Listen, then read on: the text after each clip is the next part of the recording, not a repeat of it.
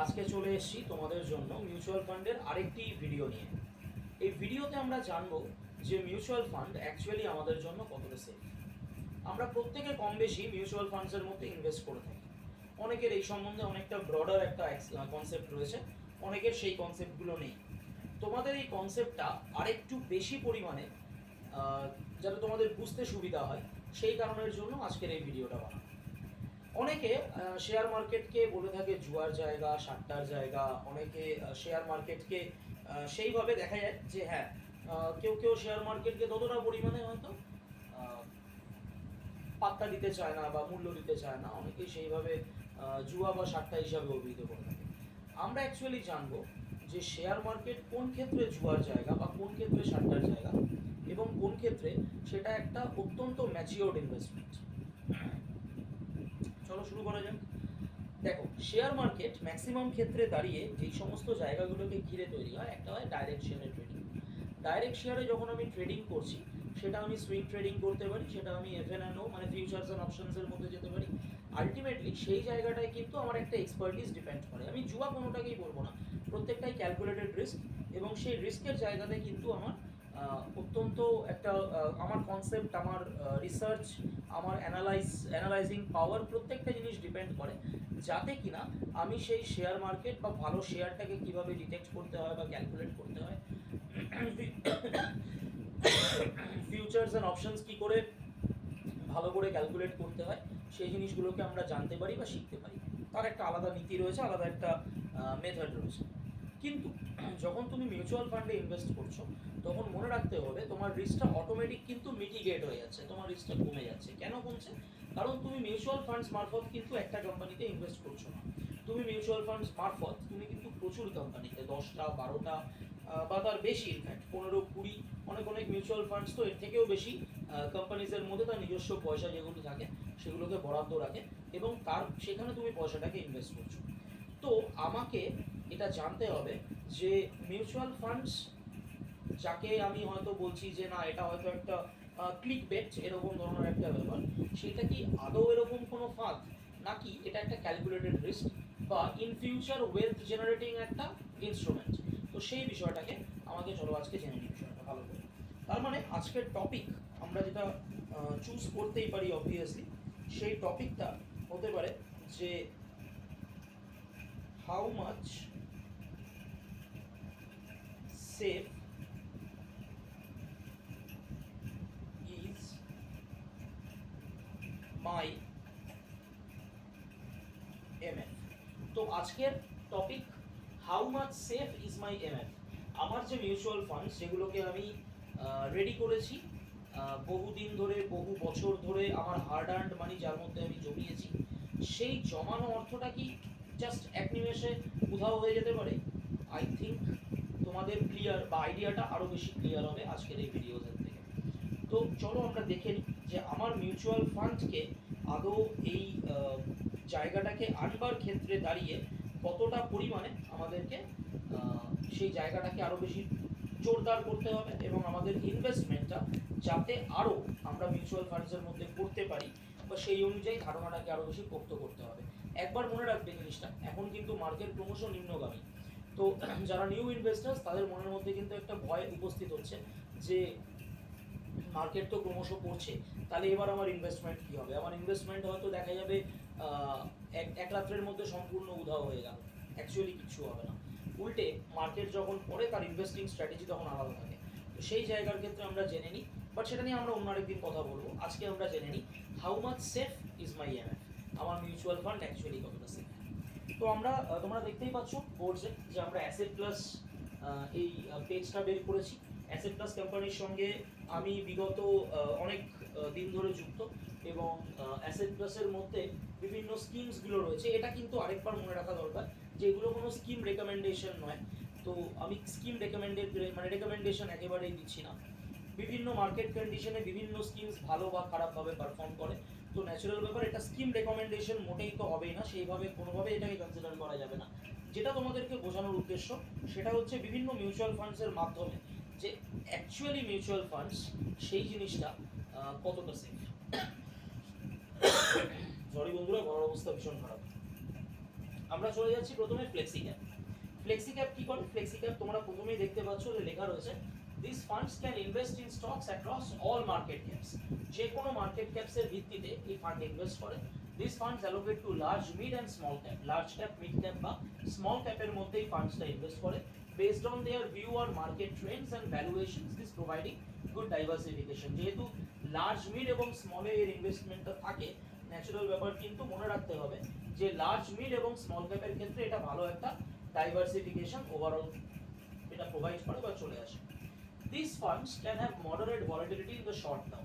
Short টার্মের ক্ষেত্রে কিন্তু হালকা ভলাটিলিটি কাজ করে ফ্লেক্সি ক্যাপের মধ্যে, আদারওয়াইজ কিন্তু এটা লং টার্মে গিয়ে তোমাকে ভালো ওয়েল জেনারেট করে দিতে পারে, প্রোভাইডেড দ্য কন্ডিশন যে তুমি যদি বেটার ফান্ডসের মধ্যে জিনিসটাকে বা তোমার পয়সাটাকে রাখতে পারো এবং মার্কেটের এন্ট্রি এক্সিটটাকে যদি ঠিক মতন ভাবে ফলো করতে পারো। অবভিয়াসলি মার্কেট এন্ট্রি এক্সিটের জন্য আমি নিজের পরিচয়টা একটু দিয়ে নিতে চাই তোমাদেরকে। আমি এমফি রেজিস্টার্ড একজন মিউচুয়াল ফান্ড ডিস্ট্রিবিউটর। আমার এআরএন নাম্বার 282275।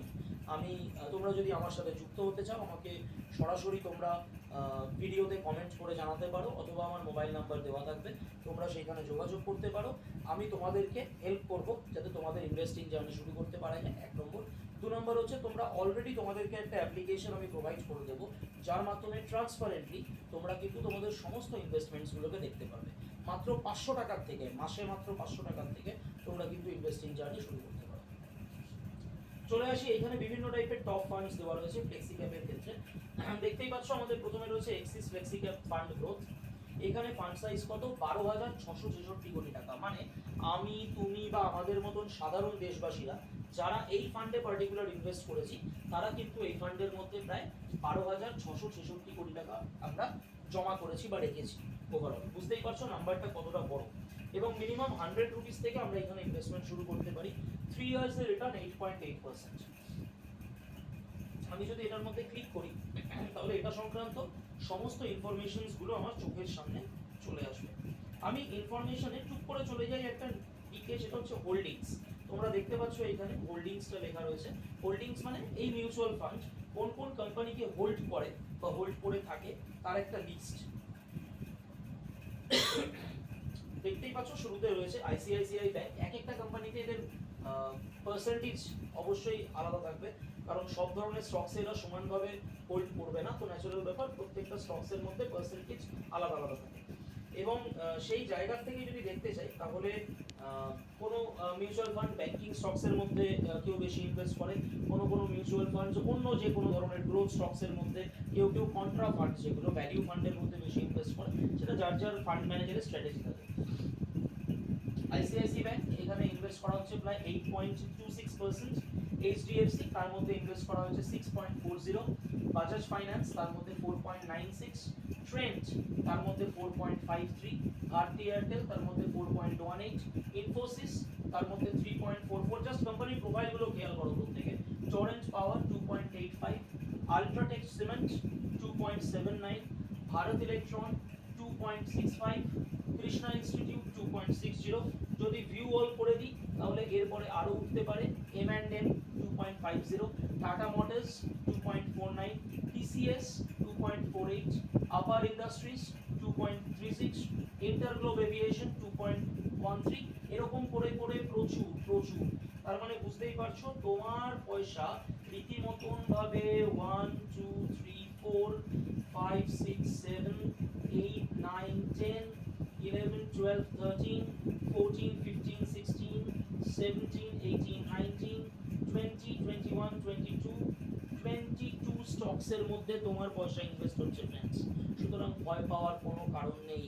তোমার মিউচুয়াল ফান্ড স্কিমকে জিরো হতে গেলে এই 22টা কোম্পানিজ, যাদের 22টা কোম্পানিজের লিস্ট আমি এই মুহূর্তে তোমাদেরকে দেখাচ্ছি, সেই 22টা কোম্পানিকে বন্ধ হয়ে যেতে লাগবে। 22টা কোম্পানি বন্ধ হলে তারপরে তোমার মিউচুয়াল ফান্ডস বন্ধ হবে, আদারওয়াইজ তোমার মিউচুয়াল ফান্ডস বন্ধ হওয়ার মতন কোনো সম্ভাবনা নেই। সুতরাং এই 22টা কোম্পানিজের মধ্যে আমি প্রত্যেকটা কোম্পানিজকে আলাদা আলাদাভাবে পড়লাম এবং দেখালাম। তোমার মনে হয় ICICI bank, HDFC bank, Bajaj finance বা এরকম ভারতী এয়ারটেল, আল্ট্রাটেক সিমেন্ট এরকম টাইপের বড় বড় কোম্পানিজগুলো বন্ধ হয়ে যেতে পারে? কোনোদিন হবে না। তো তোমার মিউচুয়াল ফান্ড এতটাই সেফ। মনে রেখো মিউচুয়াল ফান্ডের সাথে কিন্তু সুইং ট্রেডিং, অথবা ইন্ট্রাডে অথবা এফএনও এইগুলো তুলনা করতে যেও না। This is the safest instrument. Short টার্মে অবভিয়াসলি ভলাটিলিটি কাজ করতে পারে, কিন্তু লং টার্মে যদি বেটার জায়গায় ইনভেস্ট করো, মার্কেট থেকে যদি এন্ট্রি এক্সিটের সঠিক পয়েন্ট জানা থাকে এবং তাদের ডিস্ট্রিবিউটার তোমাকে যদি দক্ষ ডিস্ট্রিবিউটার তোমাকে যদি হেল্প করে, অবভিয়াসলি তোমার মানে ইনভেস্টমেন্ট কিন্তু প্রচণ্ড পরিমাণে সেফ। এরকম আমি আরেকটা ফান্ড থেকে দেখাচ্ছি, লার্জ অ্যান্ড মিড ক্যাপ। ধরে নাও Invesco large and mid cap. Invesco large and mid ক্যাপে মিনিমাম 1000 রুপিস থেকে তুমি শুরু করতে পারো এসআইপি, এবং ফান্ড সাইজ দেখা যাচ্ছে 6149 কোটি টাকা, মানে দেশবাসীরা এখানে এত টাকা ইনভেস্ট করেছে এবং 3 ইয়ার্সের return which is a very good return দিয়েছে। সেটা হচ্ছে, তবে হ্যাঁ আরেকটা কথা বলে রাখি, দিস ইজ আ ডিসক্লেইমার, যে শুধুমাত্র রিটার্নের দিকে তাকিয়ে কোনো মিউচুয়াল ফান্ডে ইনভেস্ট করো না, কারণ রিটার্নের সাথে সাথে এই কথাটাও নিশ্চয়ই দেখতে পাচ্ছ ভেরি হাই রিস্ক।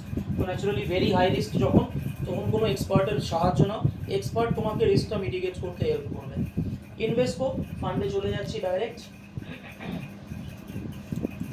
সেইখানে যদি হোল্ডিংসগুলোকে আমরা দেখতে পাই, সেমভাবে হোল্ডিংসগুলোকে দেখলে আইসিআইসিআই ব্যাংক, আমি আর পার্সেন্টেজগুলো পড়ছি না, তোমরা দেখে নিতে পারবে, এক্সিস ব্যাংক, ট্রেন্ড, চোলামান, আচ্ছা Prestige Estates, Federal Bank, TVS Motor, Max Healthcare, InterGlobe Aviation, L and T finance. এরকম যদি আরো ভিউ বলে যাই তাহলে দেখতে পাবে Coforge, Zomato, Mankind Pharma, Dixon technology, JK cements, Ethos, Bharti Airtel, Glenmark Pharma, BSE, Ambuja cements, ABB, Tata consumer. বুঝতে পারছো, রাতারাতি এই কোম্পানিগুলো জীবনেও বন্ধ হতে পারে না। সুতরাং তোমার মিউচুয়াল ফান্ডসের investment completely safe. Keep investing. এবং ইন্ডিয়ার এই অর্থনৈতিক যে গ্রোথ, ইন্ডিয়ার যে ইকোনমিক গ্রোথ রয়েছে, অনেকে এখন বলছে এফআইআইরা পয়সা তুলে নিচ্ছে ইত্যাদি ইত্যাদি, বাট বিলিভ মি, এটা খুব একটা সময় সাপেক্ষ বিষয়, এটা দীর্ঘকাল ধরে জীবনেও স্থায়ী হবে না, বিকজ ইন্ডিয়ার ইকোনমিক গ্রোথ মারাত্মক এবং তার মধ্যে প্রচুর পরিমাণে পোটেনশিয়াল রয়েছে। তো এই জন্যই বন্ধুরা আজকের ভিডিওটা বানানো, এটা দেখানোর জন্য যে তোমাদের মিউচুয়াল ফান্ডের ইনভেস্টমেন্ট অ্যাকচুয়ালি কতটা সেফ। তো বিনা দ্বিধায়, বিনা ভয়েতে ইনভেস্ট করো, লং টার্মের জন্য করো, মিনিমাম 10 ইয়ার্স টাইম ফ্রেম রেখে করো। আশা করি তোমাদের ইনভেস্টমেন্ট জার্নি ভালো হবে। যদি আমার সাথে কোনোভাবে জুড়তে চাও তাহলে অবশ্যই স্ক্রিনে দেওয়া নাম্বার, আমি নাম্বার স্ক্রিনে দিয়ে দেবো। আমি নাম্বার তোমাদের সুবিধার জন্য আমি আমার নাম্বারটা আমি ড্রয়িং প্যাডের মধ্যে আমি লিখে দিচ্ছি আমার নাম্বার, যাতে তোমরা আমার নাম্বার থেকে তোমরা বিষয়টাকে তোমরাও ইয়ে করতে পারো, যোগাযোগ করতে পারো। 8240662068, এই হলো আমার নাম্বার, 8240662068। আমার এআরএন নাম্বারটা লিখে দিই একবার, আমার এআরএন নাম্বার মাই মিস্টেক, নাম্বারটা আমি মুছে দিই। আমার এআরএন নাম্বার 282275। তোমাদেরকে আমি আরও একটা জিনিস দেখিয়ে দিচ্ছি এআরএন নাম্বারের ক্ষেত্রে দাঁড়িয়ে। জাস্ট গো টু গুগলে চলে যাবে, গুগলে গিয়ে অ্যাম্ফি ওয়েবসাইটের মধ্যে ঢুকবে। আমি তোমাদেরকে ডাইরেক্ট আমি দেখিয়ে দিচ্ছি। অ্যাম্ফি ওয়েবসাইটের মধ্যে ঢুকবে, অ্যাম্ফি ওয়েবসাইটে ঢুকে ডিস্ট্রিবিউটার কর্নারে চলে যাবে। ডিস্ট্রিবিউটার কর্নারে গিয়ে লোকেট আ মিউচুয়াল ফান্ড ডিস্ট্রিবিউটার, লোকেট আ মিউচুয়াল ফান্ড ডিস্ট্রিবিউটারে আসবে। এসে শুধুমাত্র আমার যে এই যে এটা হচ্ছে আমার লাইসেন্স নাম্বার, বুঝতেই পারছো অ্যাম্ফি ইন্ডিয়ার ওয়েবসাইট। অ্যাম্ফি ব্যাপারটা কি? অ্যাম্ফি বিষয়টা কিছুই নয়, অ্যাম্ফি হচ্ছে মিউচুয়াল ফান্ডের হাউস। মানে অ্যাম্ফি আমি তোমাদেরকে আরেকবার ব্যাকে গিয়ে দেখিয়ে দিচ্ছি। অ্যাম্ফি বুঝতেই পারছো, আমি একটু স্ক্রিনটা বড় করে দিচ্ছি তোমাদের বোঝার সুবিধার জন্য। অ্যাম্ফি দেখতেই পাচ্ছ, association of mutual funds in India. অ্যাম্ফির full form association of mutual funds in India. সেই ওয়েবসাইটে যাবে, আমি তোমাদেরকে গুগল থেকে ডাইরেক্ট যার জন্য দেখিয়ে দিচ্ছি। ডিস্ট্রিবিউটার কর্নারে যাবে। ডিস্ট্রিবিউটার কর্নারে গিয়ে লোকেট আ মিউচুয়াল ফান্ড ডিস্ট্রিবিউটার, আমি এখানে ক্লিক করলাম। লোকেট আ মিউচুয়াল ফান্ড ডিস্ট্রিবিউটারে গিয়ে কিচ্ছু নয়, নাম টাম কিচ্ছু নয়, তুমি জাস্ট আমার এআরএন নাম্বারটাকে দেবে 282275 দিয়ে এখানে গো করবে। দেখো আমার পুরো ডিটেলস বেরিয়ে গেছে। 282275 দেবজিৎ গোস্বামী, আমার অ্যাড্রেস, আমার পিন নাম্বার, আমার মেল আইডি, আমার সিটি। তো প্রত্যেকটা ডিটেলস তুমি আমার এখান থেকে জেনে নিতে পারবে। তো আই এম অ্যান অ্যাম্ফেরি রেজিস্টার্ড মিউচুয়াল ফান্ড ডিস্ট্রিবিউটার। তোমরা যদি জুড়তে চাও আমার সাথে জুড়তে পারো। এটা হচ্ছে আমার প্রপার লাইসেন্স নাম্বার। তোমাদের ইনভেস্টিং জার্নি শুভ হোক। অসংখ্য শুভেচ্ছা তোমাদেরকে। Be wealthy, be rich and invest to mutual funds. অসংখ্য অসংখ্য ধন্যবাদ।